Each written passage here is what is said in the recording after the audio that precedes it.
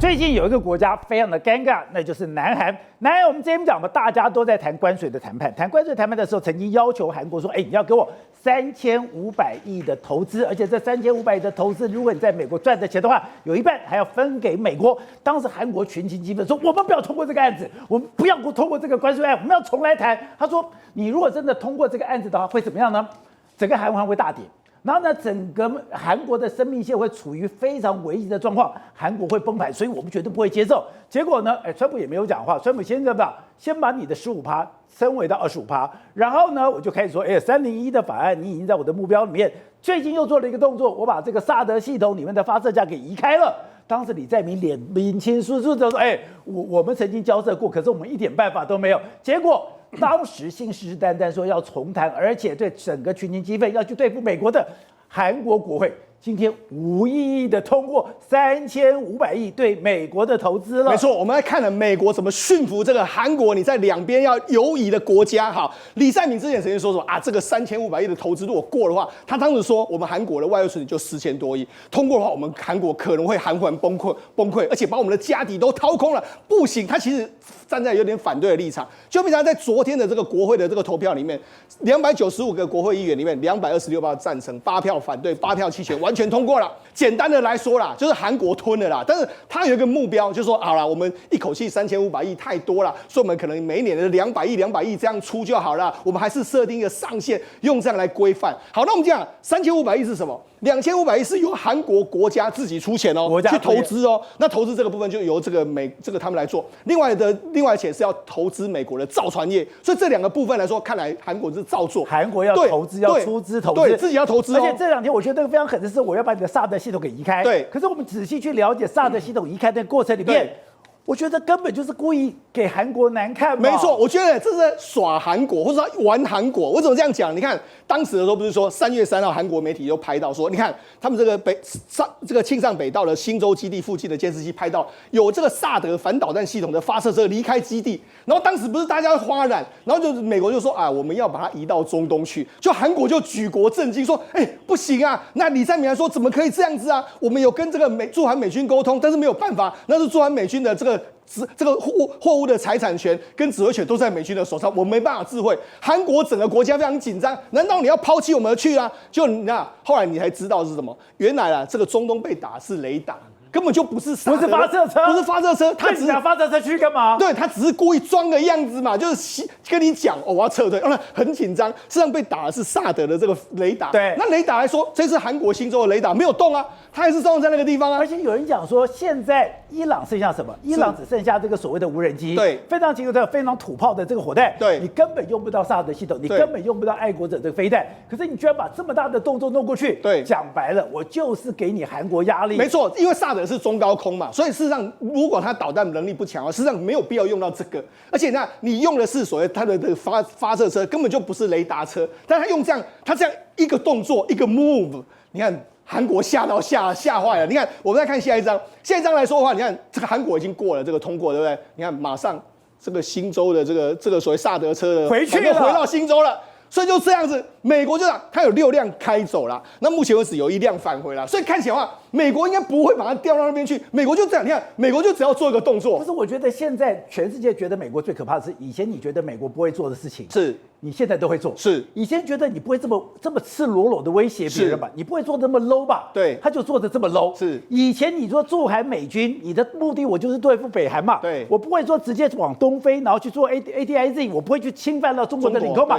就他现在也干了。是，然后现在今天 P8A 又到台海中线，而且是靠到中国那边，以前也不会这么干的。是，就是以前大家觉得你会有节制的，是，你会有可以预测的，对，你有逻辑的，对，你现在到了川普手上。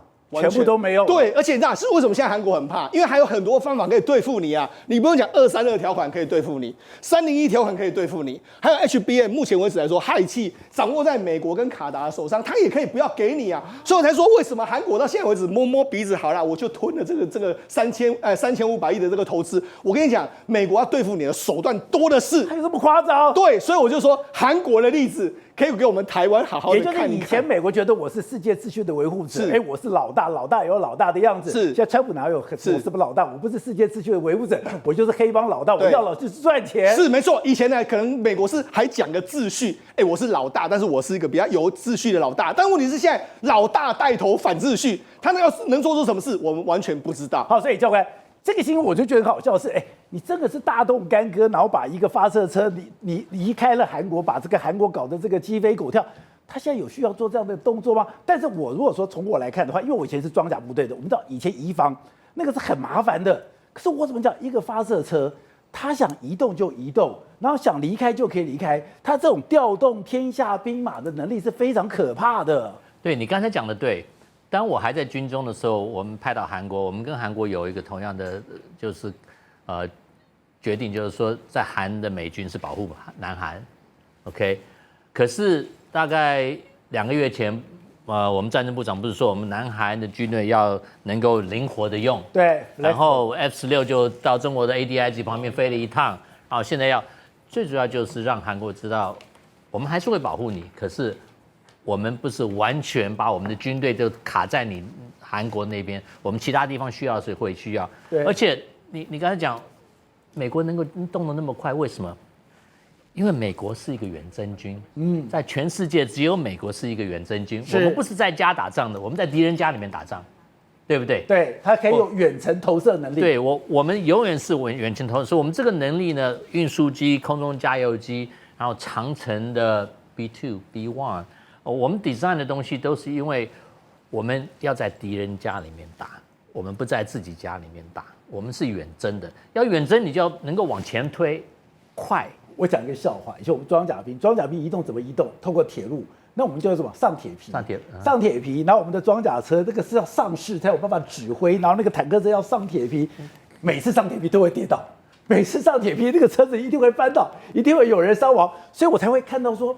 你调动这么多的部队，你轻轻松松就做到，对我来讲，那是一个不得了的能力耶。对，美国花很多钱在运输机上，在空中加油机上面，就是因为我们要能够这样子。我们在海军上面也有，我们有一个东西叫 Expeditionary Sea Base， 我们一个海军基地，我们有4艘这个船，是100,000 吨的很大，跟航母一样大的船。可是它是一个海军的海上的基地，我们有4艘，其中有3艘在亚洲。那它的地方当然比较机密一点，可是打仗的时候它就变成一个基地，而且它有军火在上面，然后 F-35它直升机可以直接从上面飞，所以美国的全部的军事的 design 都是远征，所以我们需要用的时候，我们有这个能力，马上把东西运从这边到那边。你看我们沙漠风暴多快，对。那些快要1000部 M1 怎么过去呢？因为我们有一些船，我们有14艘船，里面已经装满了坦克车、飞弹什么。他一看哪里有事情，他就往那边开。对，他在海上绕。美军随时有，而且他们已经在海上，他们任何时候，我上过一次，因为他正好经过夏威夷，我坐直升飞机上就跟我老板一起上去看，不敢相信一层一层的。你下去从船后面下去看，你看不到船头，可是里面全部都是 M1， 全部都 M2， 一层一层，然后重的是在下面，因为你船对不对？然后上面的 Humvee 对不对？然后最上面是炮弹，所以那一艘船比很多国家的坦克都还要多。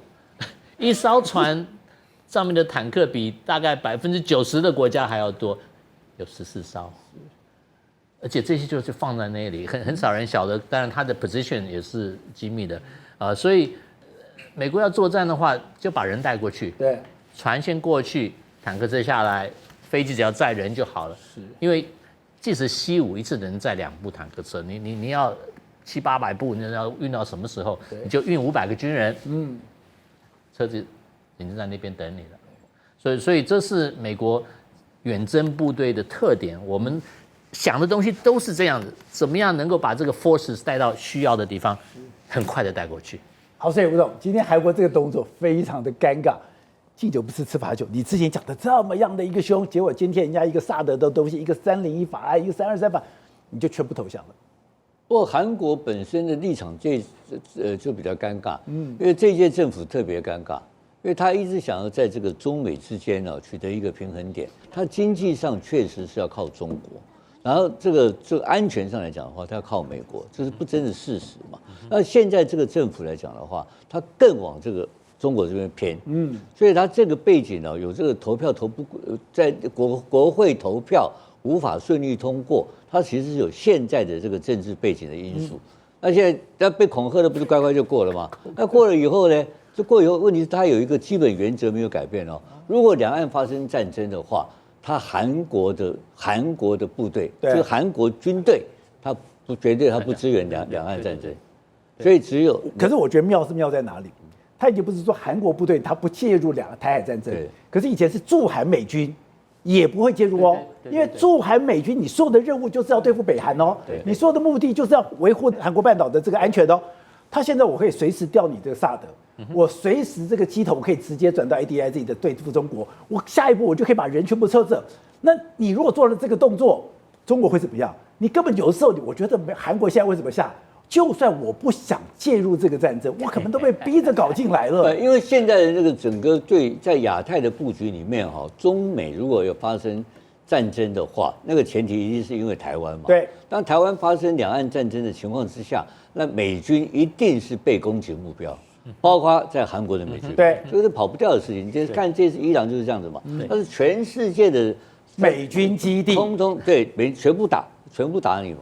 所以他怎么可能？如果今天两岸发生战争，然后你美军在后面等着要准备去打老共，他不会放过你的，他一定盘算好要在同一个时间点就要去攻击你美军有可能要动手的地方。对。所以韩国当然是目标之一了，这是李在明的一个个人的想法，你知道吧？他还在搞统一部嘛，而且现在北朝鲜已经不跟你搞这个东西了，他就是北朝鲜现在主张是独立的朝鲜国，朝鲜共和国，因为那个是整个条件在变换中了。那最近因为李在明而出现的特殊的环境，我觉得在这个架构上来讲的话，这边很尴尬嘛，所以有一个情况就对台湾的经济或台湾的商人有个非常好的机会，因为我们台湾的产业跟韩国南韩的产业有非常大的重叠跟竞争。